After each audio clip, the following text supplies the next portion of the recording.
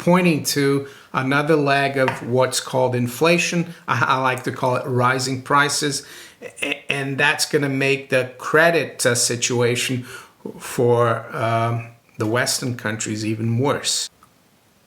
Thursday, January 23rd, 2025, Maneco 64, home of alternative economics and contrarian views. Well, today we're going to touch upon commodities. I spoke about commodities back on the 27th of December, just before the end of the year last year. And I said at the time that commodities were pointing to a painful stagflationary environment in 2025. So today we're going to do an update on that. And I think apart from pointing to, let's say, a second wave of inflation, as some would call it, I also think it's a symptom of the growing conflict between the United States, or if you want to call it the West, and the BRICS bloc. I don't think things are going to change. If anything, they could get worse in terms of the rush to de-dollarize. I'm not sure the new administration is going to be any less tough than the previous administration vis-a-vis the BRICS. If anything, Trump has been very aggressive about his comments about countries using other currencies than the dollar. So, and I don't think the Global South or the BRICS Plus or whatever you want to call them are going to back down. So before we go into the commodities market and have a look at why I think it's continuing to show signs of trouble, just wanted to thank all of you for your interest in the channel. And for those of you who are new to the channel, who enjoy my content, if you haven't yet, make sure you subscribe to the channel. Make sure you hit the notification bell to be notified of all my videos. I do a video every day. So thanks again.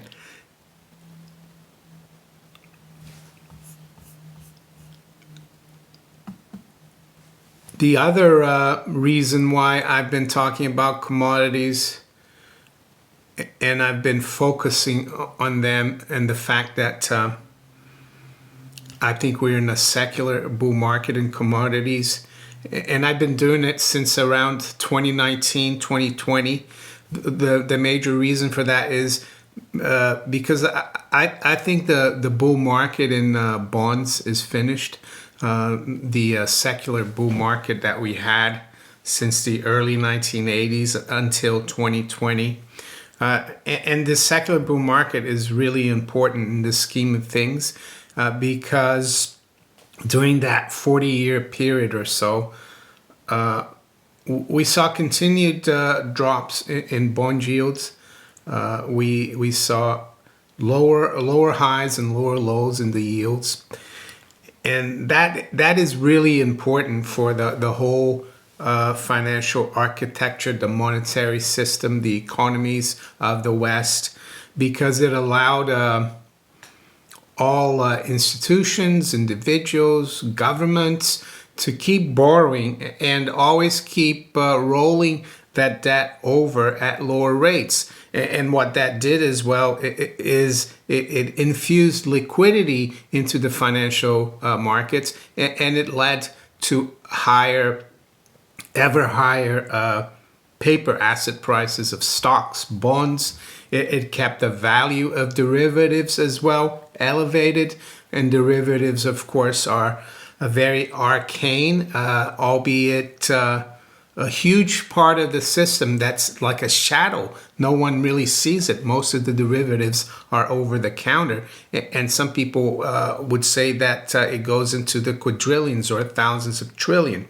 So with the end of the bull market in bonds, so now we are in a bear market, and what I'm seeing and what I think is going to continue we're going to continue to see is higher highs and higher lows in yields, and that's going to have the exact inverse effect. Reverse is going to be the reverse of what we saw the last 40 years from 1981 to 2020 or thereabouts. We're going to see that financial conditions are going to get tougher and tougher. Not just for governments, but for individuals, for institutions. It's going to be harder and harder to borrow. And we've been in this credit bubble since the early 80s. And if you want to look back even further, bigger picture and longer term, one could argue that we've been in a huge credit bubble since the beginning of central banks. And we'd look at, let's say, the Bank of England in 1694. So I think there's a huge convergence here. And this is why commodities become so important, because commodities and real things have been the collateral for a lot of this credit bubble. But I think it's one of the reasons the BRICS are de-dollarizing, because they can see it coming and they want to protect their commodities, their real things, because we see it geopolitically. The powers that be in the West are going for this collateral. Well, just look at what's happening in Ukraine, and look at what's happened in the Middle East over the last 20 years. These are not wars to instill democracy or freedom in these countries. As Lindsey Graham said a few months ago, they've got trillions of dollars in Ukraine of natural resources. Well, look at Greenland as well. Yes, it's partly strategic, but they've got trillions probably as well in natural resources. So yeah, it's this commodity encumbrance that's the goal, I think, of BRICS and BRICS Plus. They're trying to protect their collateral because they're sick and tired of the West taking their collateral. They've been doing it for hundreds of years, and goosing up this credit system where they can just control and get things for nothing, really. They create the credit out of thin air. And I think this could be a huge commodity bull market, because all these factors are converging, these credit bubble cycles as well. And it might not just be a cyclical bull market. And what does that mean? Well, usually in commodities, the bull markets come every 10 years. It's always the same thing. Prices, let's say prices top at the top of a bull market. There's a lot of investment in commodities and extracting commodities, and you get plenty of supply, and then the prices start going down and they collapse, and then all the capital gets taken away from that sector. And there's, for the next few years, there's a neglect of capital investment, and then prices bottom and they start going up. And then in 10 years, there's another top, so to speak, in commodities. That's the cyclicality. But I think this time, aside from this cyclical nature, we're going to have a much longer term cycle linked to the credit cycle. And I think commodities and hard assets are the place to be in relative terms to the NASDAQ, to the S&P, to bonds especially, and government bonds. That is also corporate bonds. to real estate to some extent, even though I think real estate as a long-term investment unencumbered is a good thing. But gold has been leading the way. And I think the CRB, as you can see here, and I spoke about this back in December, the CRB is confirming this. When I spoke back in December, where we had just broken this kind of pennant, which is a bullish, usually a bullish continuation pattern. So what does that mean? Well, we had that bottom in commodities that in March or April 2020, where we saw also gold go from 1750 to around 1450, but that was very short-lived, and gold actually led the way and went up to 2000 by 2020, and then the CRB or the basket of commodities caught up and made a high back in May of 2022. So that's the first leg, and then you get the consolidation. Sometimes you get a flag, you get a falling wedge. In this case, we got a pennant, and three out of four times these patterns evolve in the direction of the previous trend, which was up, of course, from 2020 to 2022. So yeah, this is looking very bullish, and as I said earlier, it's pointing to another leg of what's called inflation. I like to call it rising prices, and that's going to make the credit situation for the Western countries even worse, especially the US and the UK. We're running huge budget deficits in times of supposedly no recession. I mean, the US is running an almost 7% of GDP budget deficit, which is unheard of. Yes, that's the kind of deficit spending you do at the height of a financial crisis, for example, but not when we're supposed to be in a kind of Goldilocks economy, right? So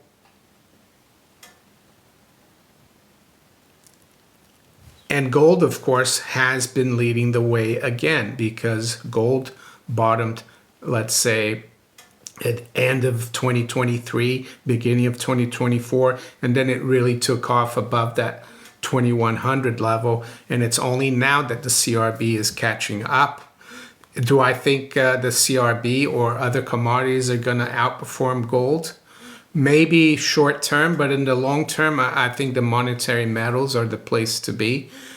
And the other thing I spoke about in December is that China as well, they are changing policy. They announced late last year that, and this was the first time since around the great financial crisis of '08, they announced that they're going to implement moderately loose monetary policy. So we're told that China's in deflation. I'm not too sure about that. Yes, their government bond yields are going down.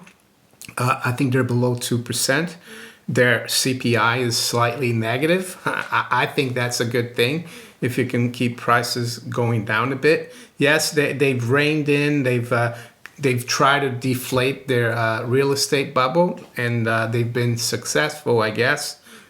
I think one of the reasons why their bond yields are going down is because instead of buying treasuries now, they're buying a lot of government bonds, their own government bonds. They're de-dollarizing, and I think that's one of the major reasons why. And I don't see the Chinese economy collapsing anytime soon. Am I biased towards China? No, it's just that the numbers don't lie. Their GDP is still running at 5%. Yeah, that's what I see here. And as I said, this is also related to what Zoltan Pozsar, an ex-Credit Suisse analyst, said. it's war and commodity encumbrance. And by war, I don't mean a kinetic war. I mean it's a financial war. And yeah, the BRICS have realized how commodities are important. As I said earlier, the new administration, I don't think they're going to be, they're still going to be very tough on BRICS. BRICS is a challenge to the dollar, so I think President Trump is going to do everything to try to neutralize them, but I think it's too late. So here's an example. Today in the FT, there's an article. It says, Trump tells Putin to reach Ukraine deal soon or U.S. will increase sanctions. Does that sound like he's giving Russia an easy time? I don't think so. I don't know, but I just feel that there's a lot of conflict there between the West and BRICS, and it's going to continue. And I think part of the reason for it is that it's not really a kinetic war, it's a financial war. We are on our last legs in terms of the debt. And the only way we can keep the debt going is by going to other countries, getting control of their politics, and getting access to their natural resources so we can collateralize our debt. And that's not gonna happen. These other countries are sick and tired of that. And that's why commodities are gonna go higher. That's why the hard assets are gonna outperform, in my opinion, the financial and paper assets. Yes, I know the stock market continues to make all-time highs, but I'm not convinced that that will continue like that. So enough of that. Let's quickly look at where the markets are this morning. It's 8:38 a.m. London time. We've got spot gold at 27.52.80. It's down about $3. High's been 59 and the low has been 49. So we're pretty close to the all-time high at 27.90. We'll have to wait and see if we manage to break through there. I think it eventually will. It's just a matter of time. Silver's having a tough time, but I think the key level to watch in the March future is 31.94. Usually don't look at the future, but that's what some analysts are saying. Right now the spot is at 30.60. It's down about 24 cents.